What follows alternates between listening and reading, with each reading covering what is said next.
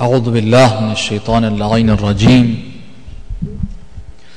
بسم الله الرحمن الرحيم الحمد والثناء لله رب العالمين بارئ الخلائق أجمعين باعث الأنبياء والمرسلين ثم الصلاة والسلام على سيدنا ونبينا وحبيب قلوبنا وطبيب نفوسنا وشفيع ذنوبنا أبي القاسم المصطفى محمد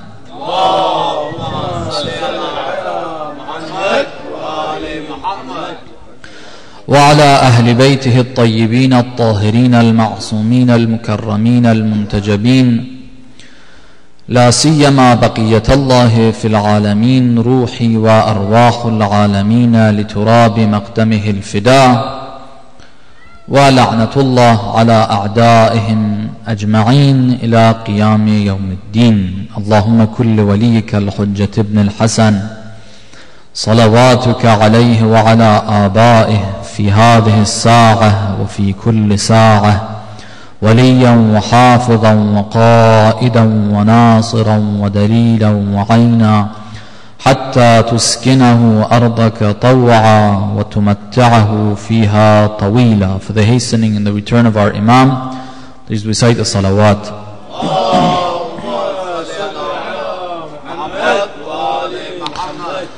عظم الله أجورنا وأجوركم.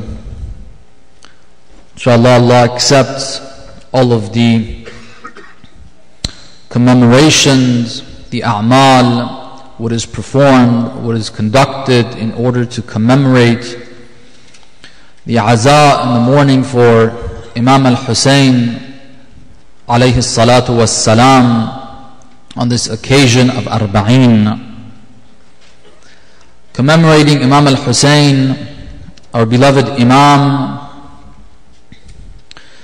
is a responsibility that we try to uphold every year, and the rewards go to ourselves. In ahsantum ahsantum li anfusikum. The blessings that Allah subhanahu wa ta'ala provides for us through the commemoration of Imam al-Hussein. There are so many in terms of their quantity and also in terms of their quality, the effect that they have. The revival of the soul. So many lost souls, through the tears that are shed for Imam al-Hussein, come back to life and their souls are revived. And we hope that Allah subhanahu wa ta'ala, and we pray that Allah subhanahu wa ta'ala accepts all the efforts. We mentioned in the previous session last night that what Arba'in reminds us of, what happened in Ashura, on the plains of Karbala, the efforts of Imam al-Hussein. On that day, what we remember and what that reminds us of is mainly the battlefield. We talk about the sermons of the Imam. We talk about the chivalry, the bravery, the efforts of the companions, how they showed their loyalty to try to protect the life of their Imam, to try to protect their religion. We talk about that. But after Ashura, and especially Arba'in, reminds us of the other dimension of this movement of the Imam, which is related to the presence of those in Karbala who did not participate in the battle itself directly, or some of those who did participate directly in the battle, but there's a certain quality that they had which is important for us to try to focus on. And that is the movement of the Imam the revolution of the Imam being one conducted by the family of the Imam and the family of some of his companions. The Imam from the beginning made it clear that he wants the presence of the family and not just the men. It wasn't like the battle of Siffin where the men went to fight. It wasn't like the battle of Badr that the men went to fight. It wasn't like the battle of Uhud that the men went to fight. There's a difference there. Imam al-Hussein salamullah alayh took the family. The women were part of this. The younger adults and the younger children were part of this as well. And what we tried to emphasize on was the importance of understanding that the women and the children and the family that were present in Karbala, they also wanted to be part of it. A lot of times that is neglected. We don't pay attention to that. We give credit, and we should be giving credit to Imam al-Hussein and those who fought on the battlefield. We do recognize that the lady Zainab salamullah alayha was there, the other women were there, but recognizing that they chose to be there, they knew what was going to happen and they wanted to be there. Recognizing the importance of a child standing up on the night of Ashura and saying that, am I going to be privileged to become one of the shuhada? This is very important. This is very magnificent for a child at that age to be able to come to this understanding. So now that we've understood, inshallah, we've tried to recognize that, so we need to learn from this. This has a message for us. The family of the Imam, we want to try to make our families resemble the family of the Ahlul Bayt, the family of Imam al-Hussein. How do we do this? How is it possible? How do we raise our children? What type of an environment are we supposed to be creating at home that a child of mid-teens is wishing and wanting to reach the rank of shahada, become one of the shuhada? How does that happen? How does this happen that the women, knowing what is going to happen to them, they want to be part of this movement? So we took this as a point to take from the story and the event of Karbala, the movement of Imam al-Hussein, to try to focus a little bit on the importance of family and how and what needs to be done in order to have a family that resembles the family of Imam al-Hussein. The first point that we tried to make last night, and I'm going to recap a little bit to try to move on tonight, is that whenever there is going to be change, and we're looking for change, we're looking to do something to make a right move, the first thing that needs to change, the first step that we need to make, the first step that we need to take is to correct ideology, is to correct the way we look at things, the way we think of things, the way we understand things. That's very important. This is the reason why any prophet that has come, what they've tried to do, the first thing that the Prophet of Islam, Prophet Muhammad sallallahu alayhi wa alihi,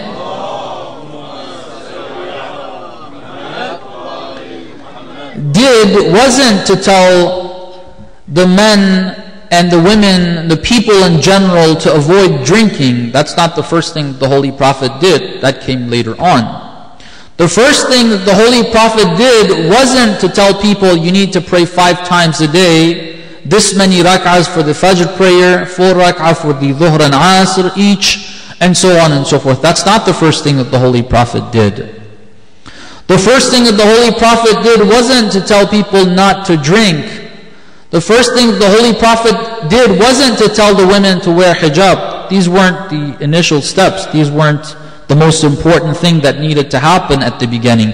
The most important thing that needed to happen was shirk needed to change. That ideology that caused the people to act the way they did, that needed to change.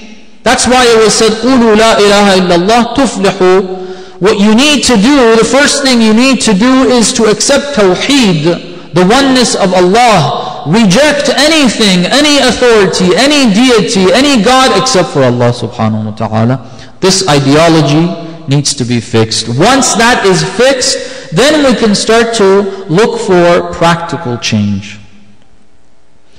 When we're looking at family issues and how to build a family that is going to be moving in the right direction, that can hope that as a family can be part of the movement of Imam al-Hujjah ajjalallahu ta'ala farajahu al-sharif.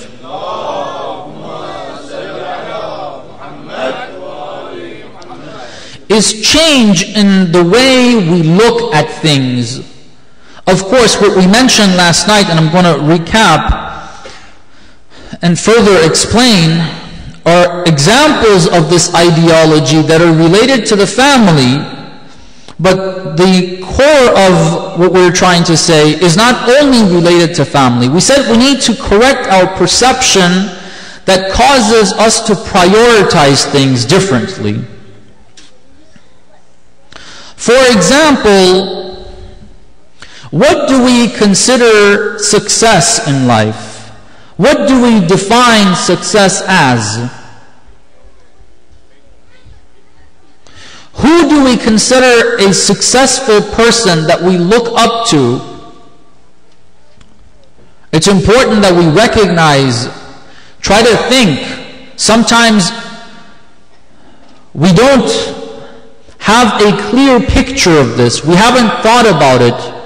If you pose this question, who do we consider a successful person? How do we define success? A lot of people may think, some of the first things that come to mind, if they give you a mic, there's a camera, sometimes we see this. A reporter is going in religious occasions in the Muslim world, amongst the Shias, amongst the believers. They go and ask them, can you define success? Or something along those lines. On this day, say something about Imam al-Hussein, say something about this. One of the questions that may be asked is about that. First thing that comes to your mind are a whole bunch of religious rhetoric. Okay.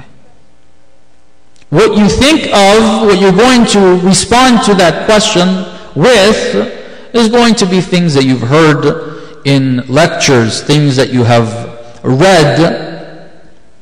You're going to say, yeah, it's to worship God, this, that, the other, but is that really how we define success? Is that truly who we think is successful? Think about that. Recite a salawat, please.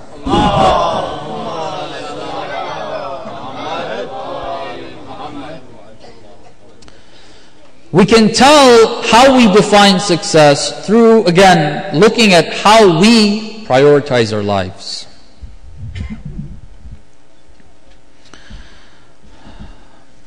A lot of us, a lot of the believers, although in theory, looking at the verses of the Holy Quran, reading them, looking at the Ahlul Bayt, praising the Ahlul Bayt, we're supposed to, in theory, be praising the idea of putting the worship of Allah subhanahu wa ta'ala first. We praise Imam al-Hussein for that.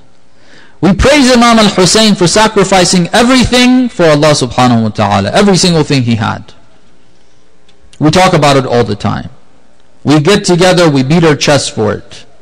The reason why you're all here is to commemorate that. We praise it. But where is the practical implication of that in our lives? How are we able to do that? Are we willing to sacrifice things for Allah subhanahu wa ta'ala? Or are we not willing to do that?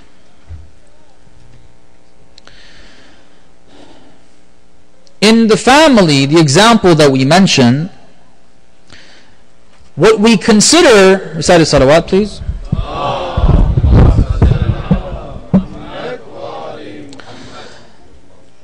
The way we define success in a family, especially the example that we gave last time, we're going to expand on it. When we're looking at the sisters, women,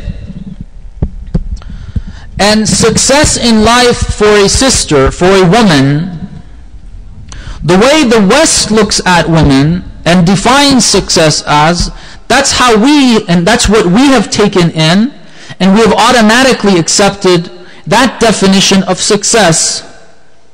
Success is being educated secularly, having a degree, a master's, a bachelor's, a PhD, having a job, paying off those debts and so on and so forth. Being able to have that, this is success. If we don't have that, if a sister has not studied in university, if a sister does not have a job, then either they look at this, a lot of times they do, a lot of sisters speak about, okay, so where's our share? The brothers get to do this, the brothers get to do that, what about us? So they're looking at what they're doing. The particular sisters that I'm speaking of, they do have responsibility. They're taking care of the family. They are doing things, but they don't really consider that valuable. What is valuable? What is success? What is acceptable? Working outside, having a degree, and having a job, running a business, running a center, doing these types of activities. This is what is considered success. This is honored. This is valued. This is the West. And we have accepted this. And this is not Islamic. This is not Islamic. Again, don't get us wrong. Let's try to understand this correctly. No one in Islam, no scholar, no marja' thinks that women should be kept away from education, even secular education. No one says that it's wrong to work outside. It's haram or makruh to work outside. This is not what we're talking about. What we're talking about is working outside that success, that value that you should be aiming at, and if you don't have, you should feel like a failure, and people should look at you as a failure, or the definition of success is different.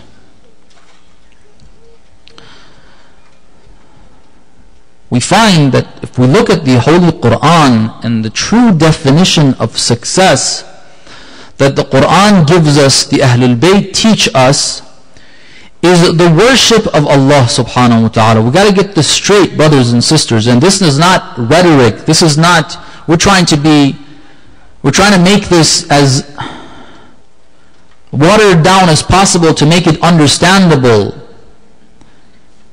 In reality, the effect of worship is going to bring you to success. That's how you should define your goal. Everything should be looked at in that way. If I work outside of the house, that is for the worship of Allah subhanahu wa ta'ala. If I work inside the house, that is for the worship of Allah subhanahu wa ta'ala. And that's what gives it value. That's what makes it success, not the act itself. What gives, I'll give you a couple of examples. Famous story everybody knows about. It says, ضَرْبَةُ عَلِيٍّ يَوْمَ الْخَنْدَقِ أَفْضَلْ مِنْ عِبَادَةِ الثَّقَلَيْنِ. Using the sword, fighting the enemies. This is something that wasn't limited to Amir al-Mu'mineen salamullah alayhi. A lot of people fought.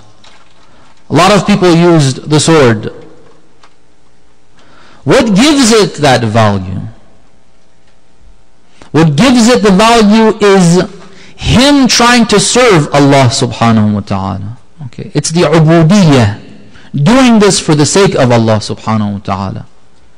If that's the criteria, when the lady Fatima Zahra salamullah alayha is making flour in the house and her hands are bleeding, that is ibadah of Allah subhanahu wa ta'ala. They share that idea. That's why both of them are valued by Allah subhanahu wa ta'ala. Both of them are successful. You don't say the lady Fatima Zahra is not successful, that she is the most successful woman in the world. Sayyidatu Nisa'il Alameen. Why?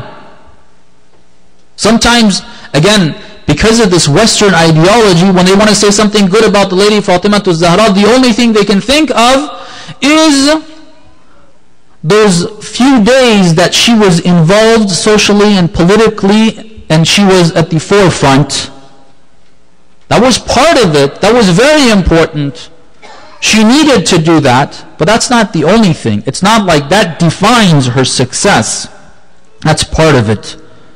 When she is the mother, when she baked the bread on those 3 days that they were fasting because of the pledge and the nadhr, she baked the bread. She went through the hardship. Remember that. They fasted, but she made the bread. It says that when the poor person came, or the asir came, the captive came, or the orphan came, the first person that gave up her share was the lady Fatima Zahra salamullah alayha.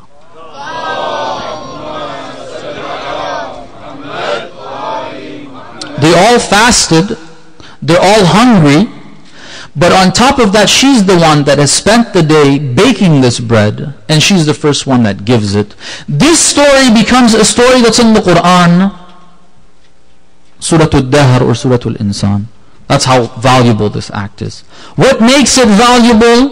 Ubudiyyah, the ibadah of Allah subhanahu wa ta'ala.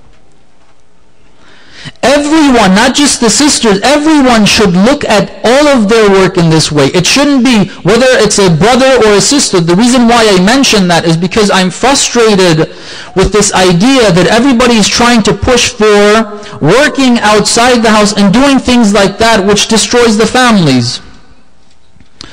The brothers need to look at that as well. One of the reasons why this is happening is because the men look at the work inside the house as something that is not really important, something that, okay, somebody else, I'm too good to take care of this. But that's not how Amir al-Mu'mineen looks at it either.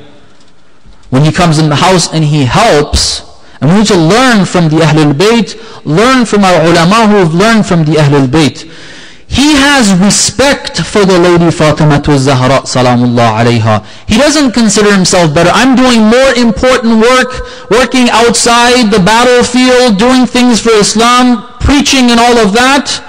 And here I have to spend a little bit of time here with this person who is just taking care of washing dishes and things like that. That's not the way Amir al-Mu'mineen looks at it. He genuinely respects this lady for being the servant of Allah subhanahu wa ta'ala. The work that she does is respectable, and respect should be valued because it is the worship of Allah subhanahu wa ta'ala. When we look at the ulama, I want to give examples of ulama that we don't hear things about their wives. Why?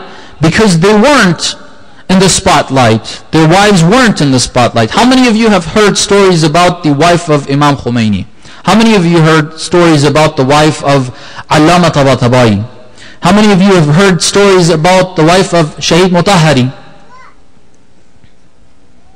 Have you heard anything about the relationship between Imam Khomeini and his wife? Or Shahid Mutahari and his wife? Would their children tell us about this relationship? is that these men, these ulama, learning from the Ahlul Bayt, they had so much respect for their wives, for the valuable work. They genuinely valued this work. We don't value that work.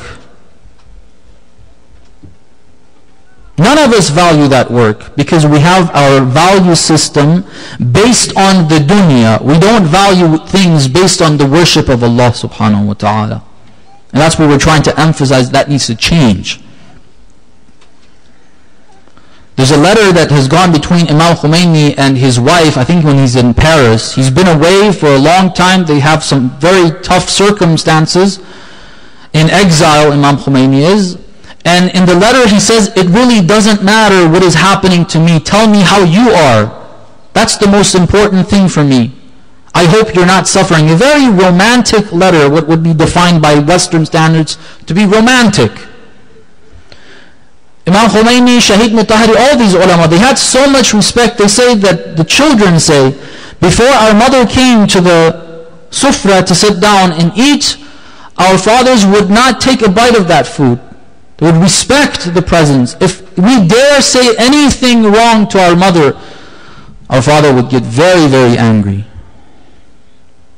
The way they treated, the way they would sit down, the way they would speak, because they value this person. This person is Amatullah, is a servant of Allah subhanahu wa ta'ala. Everything she does is to serve Allah subhanahu wa ta'ala. This deserves respect. We need to fix that value system. Recite the salawat, please.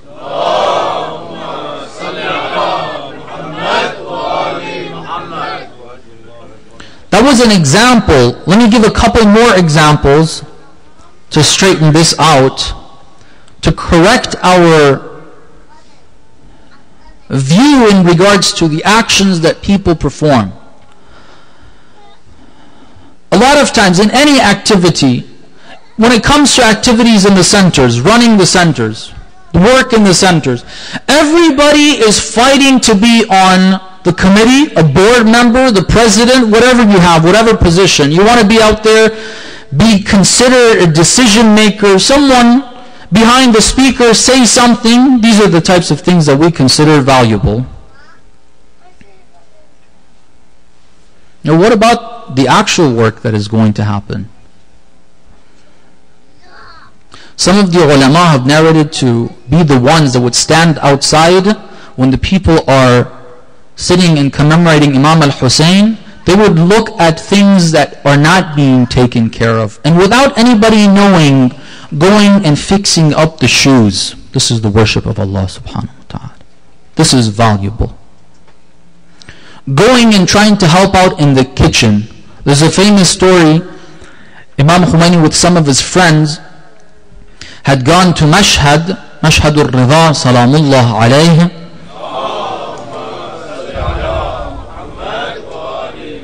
We pray that Allah subhanahu wa ta'ala gives us all the tawfiq to go and perform the ziyarat of all of the imams, especially Imam al-Ridha. They had gone to do ziyarah. What Imam Khomeini would do was that he would finish his ziyarah quicker than the others and come back and prepare the tea and where the people, his friends, would sit down and rest. We've all heard the rewards, the benefits of ziyarah. You would sit down there, you would try to spend more time in ziyarah. You would try to recite, for example, ziyarat Jami'a Kabir or some of the other ziyarat that we have. He would cut it short, come back, put the water on, let it boil, make the tea, wash the cups, take care of the resting area. If there was food that needed to be prepared, prepare that. And they asked him, why are you cutting your ziyarat short? He said, I don't see this being less valuable than ziyarat. They say when Imam Sajjad salamullah alayhi wanted to go to Hajj,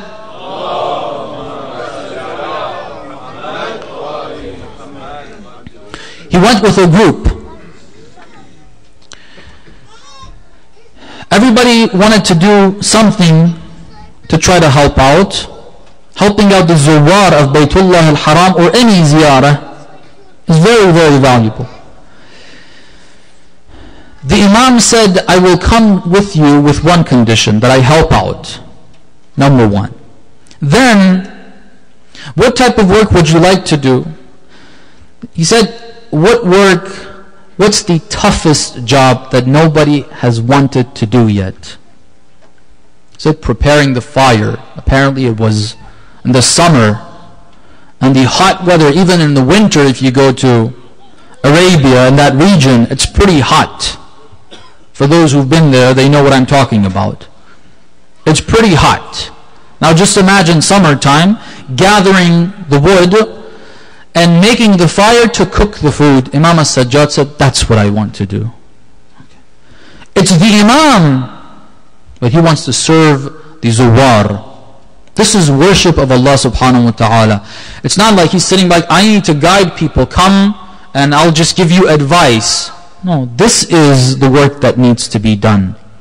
When Amir al-Mu'mineen Salamullah alayhi is in Kufa, at night time, this man who is running the country, who is so busy with everything, he makes sure, according to the reports, that he goes and spends time with the poor people that don't have anyone around them.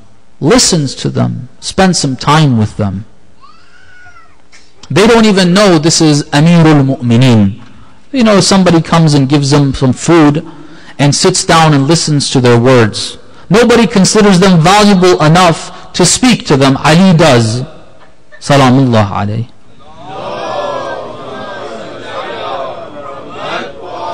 He doesn't say, I need to spend my time sleeping so tomorrow I can make decisions for the country. We need to go do this, that, the other. This is the worship of Allah subhanahu wa ta'ala. Everything should be evaluated based on this idea, the worship of Allah subhanahu wa ta'ala. And prioritize, our lives should be prioritized based on that. The problem of prioritizing based on the dunya has created so much problems. There's a race. The guys don't want to work at home. Women don't want to work. Let's look at the Western culture. Women don't want to work at home. Men don't want to work at home. There's this race. Who can be successful in that sense? Who can do the work outside, get a job, make money? You make money for yourself. Your wife makes money for herself. Taking care of the kids becomes a job itself. The daycare, babysitters. Everybody's working on their own for their own worldly objectives, and you don't have a family. If you want to have a family that's living in this house, you have work that is outside and you have work that is inside. What are you going to do with this situation? Who's going to take care of this? Whoever takes care of it, this is the worship of Allah subhanahu wa ta'ala. The value of this work is no less than the value of someone working outside, curing people and so on and so forth. And as we said, it's even more valuable. The reason why we don't see this dunya is mata'ul ghurur. This dunya is deceptive. In this dunya, you don't really see the value of things. You don't see things the way they actually are. When it says that worship is success, we don't see that. We have to wait until the veils are removed on the day of judgment. فَبَصَرُكَ الْحَدِيدِ. Then your eyes see clearly how this is valuable. Not seeing the reality of actions, usually they give negative examples. I heard a very interesting story by Ayatollah Misbah in Qom, that he narrated, one of the ulama of Yazd giving us the story. And because this is the memory of the Ahlul Bayt, I like to give this as an example, how we don't see things in this world based on the worship of Allah subhanahu wa ta'ala being valuable and being success. He said, on the day of apparently it's a hadith. In the hereafter, in paradise, sometimes there would be this light, this glowing light, that when the believers see this, it is so joyful, it brings so much joy to them that they just don't feel like benefiting from any of the blessings in paradise. You've heard the descriptions of the honey and the streams and the shade and the trees and the fruits and the huris, everything you've heard, you know better than I do. None of that is something, all of their attention goes to this light. All of their attention goes to this light. What is this light? It says it's the light produced from the lady Fatima Zahra Salamullah alayha,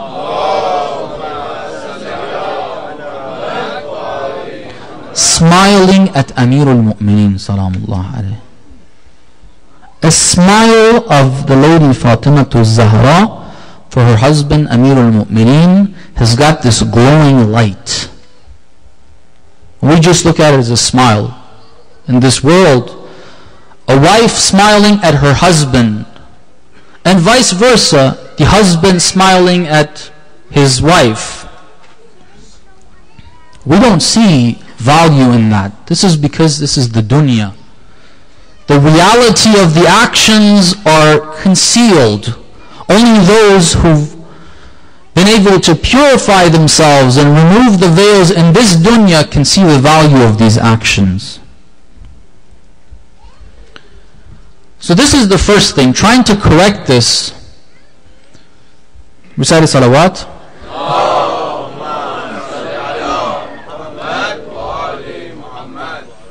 This is a very, very serious problem. We can go on mentioning examples, and I want to mention one last example because this is also a problem. Because we don't see the worship of Allah subhanahu wa ta'ala to be success, and we don't define our goals based on that. Since we're talking about the family, this is something that's related to it.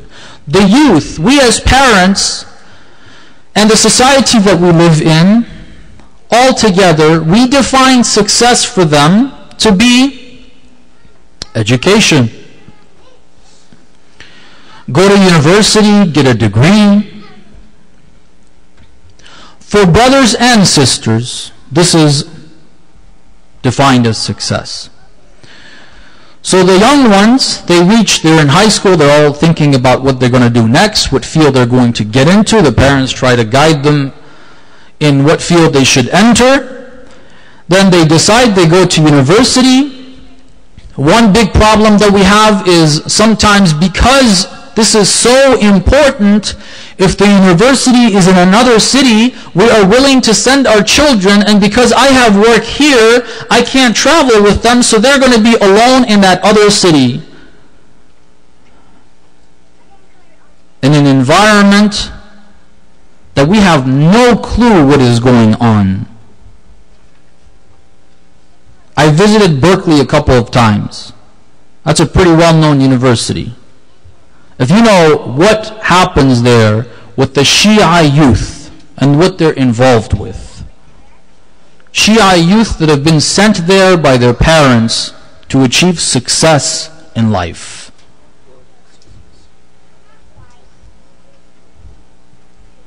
Abortion, because of the child being created out of wedlock, and plenty of it, with non-Muslims.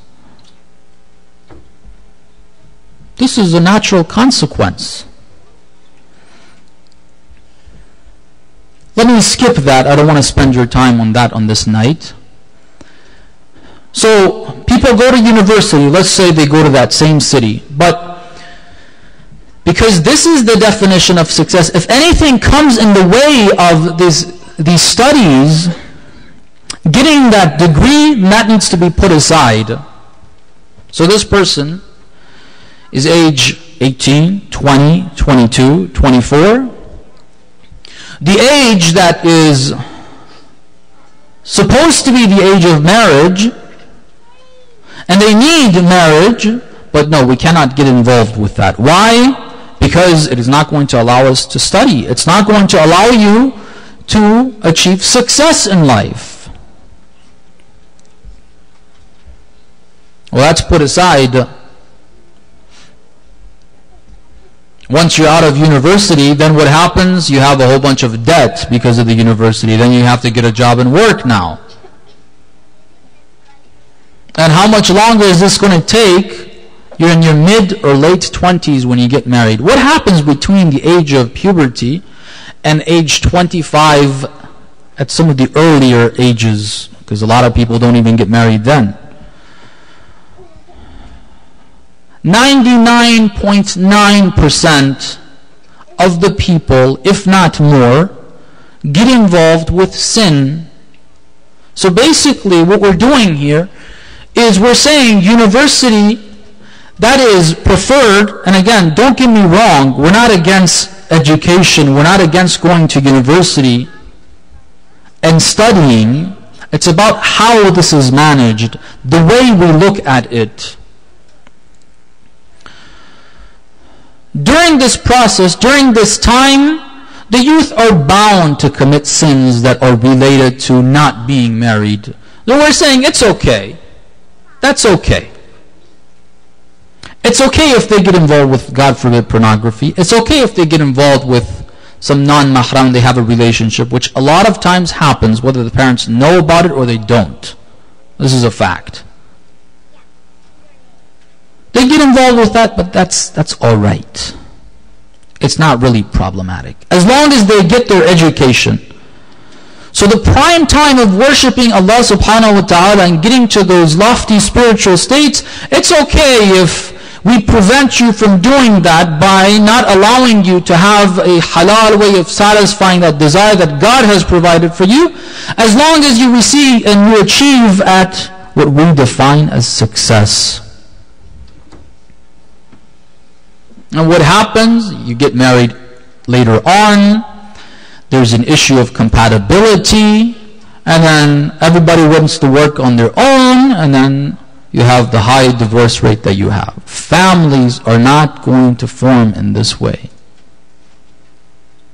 Whether we want to accept it, or you think we're old-fashioned, whatever you want to think, I'm telling you some facts here.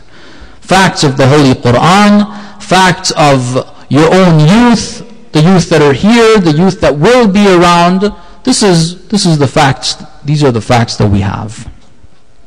And it's because we have misunderstood. If our reason to go to university is to serve Allah subhanahu wa ta'ala, then we do it in a way that serves Allah and not commit sin. Okay.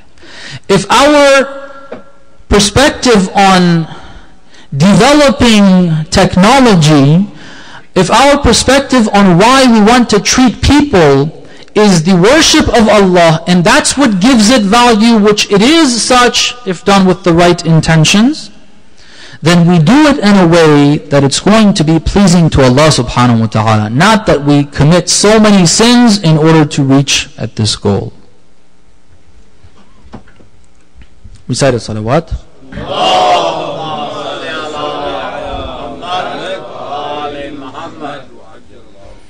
This was the first point that we needed to make. And believe me, it requires even more and more time for us to try to understand this. As believers, our priorities are not set straight because this is how we view the world. The mata'ul ghurur that the Holy Quran says, this item, this merchandise that is deceptive. You think you're getting something valuable, but in reality you're losing it. We have fallen into that trap, and we need to spend time thinking, reflecting, worshipping, pleading to Allah subhanahu wa ta'ala to correct that. And we hope that Allah subhanahu wa ta'ala does help us in that area. The next point that we want to mention, and it's already late, but bear with me, I think if we just leave it here, we haven't accomplished too much. a few more minutes. The next point that we want to make is that if we want to have a family that will inshallah resemble the family of Imam al-Hussein salamullah alayhi,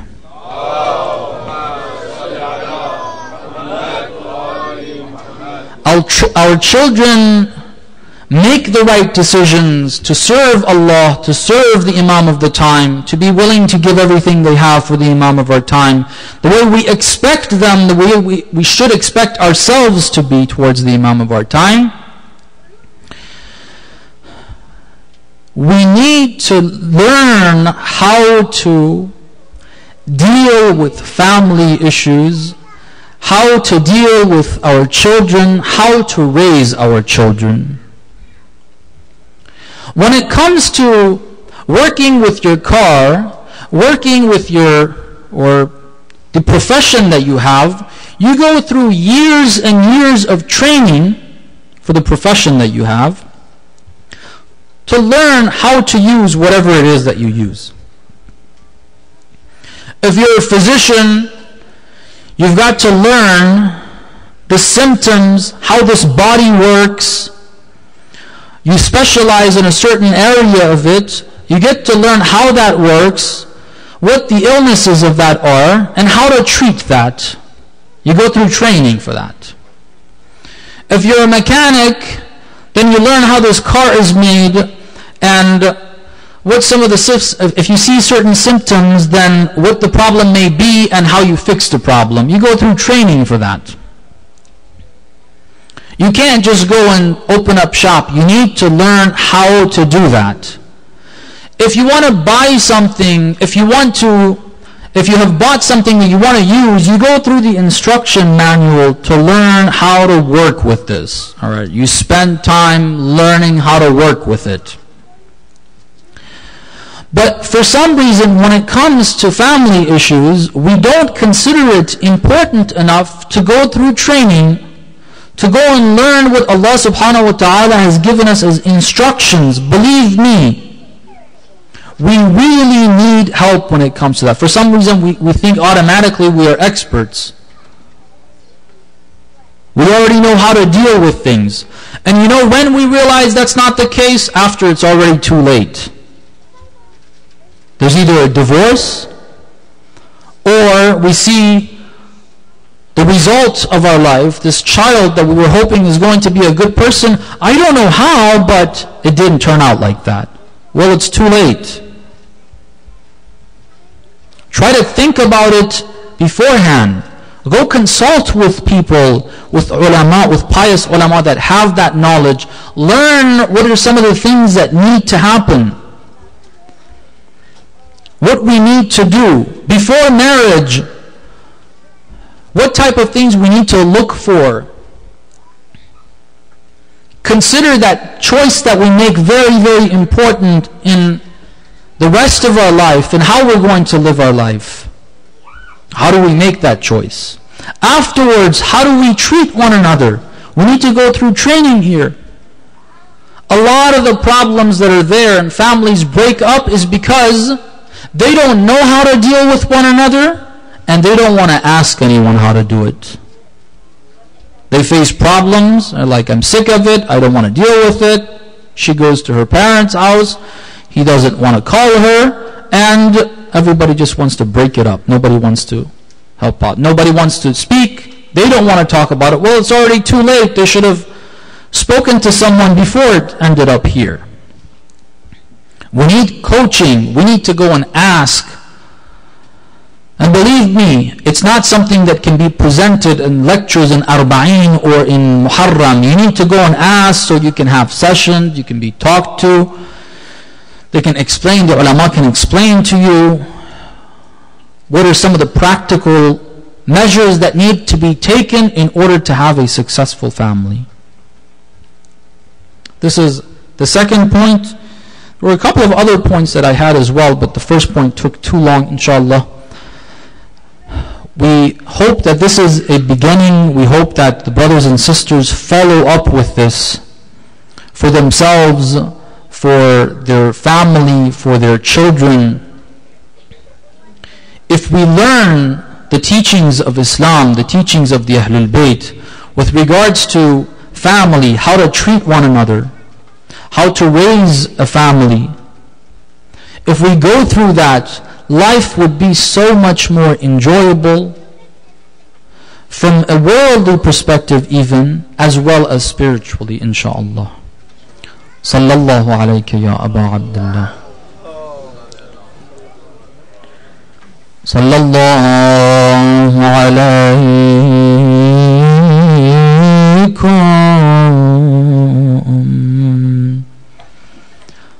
ya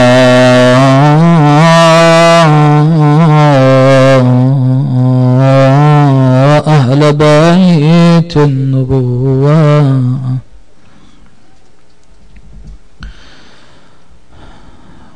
صلى الله عليكم يا أهل بيت النبوة وما وضع الرسالة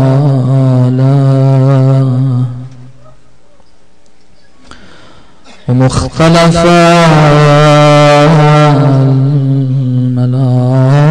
الملائكة ومهبط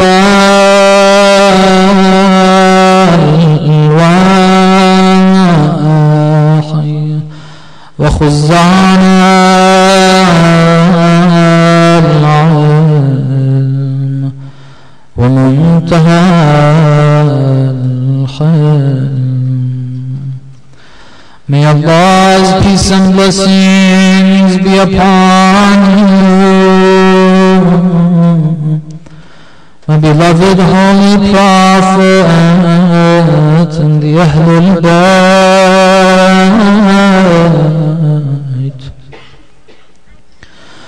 May Allah's peace and blessings be upon you. It was in your homes that Allah subhanahu wa ta'ala blessed us with guidance and revelation. May Allah's peace and blessings be upon you. Angels used to descend upon you, seeking permission before they did.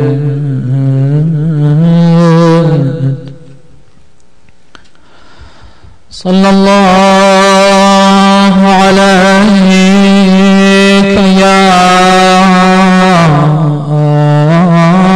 Aba Abdullah.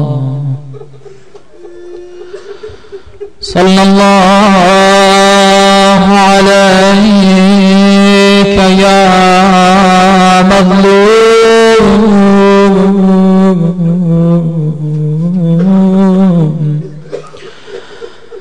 Sallallahu alayka ayyuha ash-shaheed bi Karbala atshana. May Allah's peace and blessings be upon you, my beloved Imam al-Husayn. May Allah's peace and blessings be upon you, my beloved oppressed Imam, the Imam that was slaughtered by the shores of the Euphrates, while his mouth was dry of thirst. Sallallahu alayk. Today was the day of Arba'in.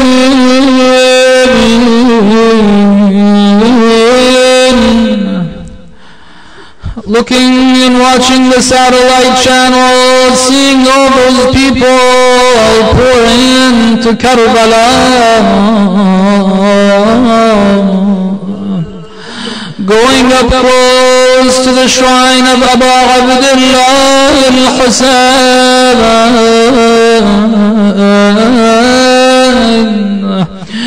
performing Ziyaratul Arba'in.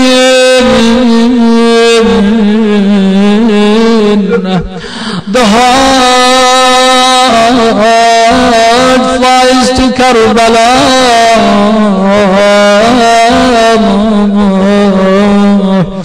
We hope and pray that Allah subhanahu wa ta'ala blesses us with an opportunity to go and see that golden dome up close. Go kiss the Varih of Abu Abdullah al-Husayn. Bend down and kiss that red stone, signaling where the head of the Imam is buried. Walking around to where the maqtal is, where the qatl is.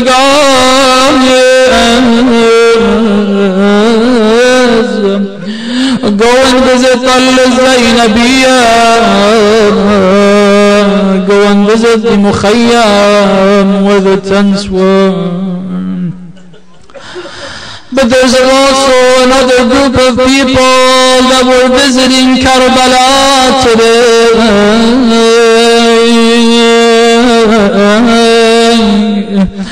But these people, when they came to Karbala, it was a different story.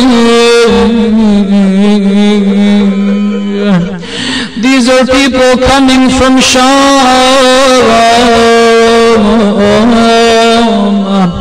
40 days being away from their husbands, their brothers, their children. 40 days of being mistreated, lashed, beaten on, humiliated. Imagine this caravan of people. Zainab salamullahi alayha, Imam Zain al-Abidin, Rubab and others are coming. Of course there are some that are missing.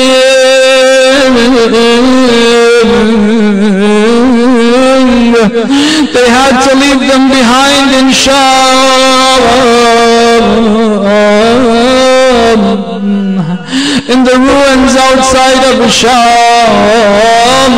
They had to leave a loved one. Imagine the women and children coming to the plains of Karbala, what they would be saying to their loved ones, to Imam al-Husayn, coming and seeing again the graves of the shuhada. But imagine the women and children, the memories that this brings back. Seeing Tallu Zainabiyah, that is the hill that I was standing on after I had heard the horse of Imam al-Husayn, and I came out of the tent not seeing my brother, only seeing the horse with arrows and spears in it. Oh, buddy, I started calling Wa Muhammad Wa Aliyah. This is where I was standing when I saw my beloved brother. والشمر جالس على صدره. Shem was sitting on the chest of my brother. Put that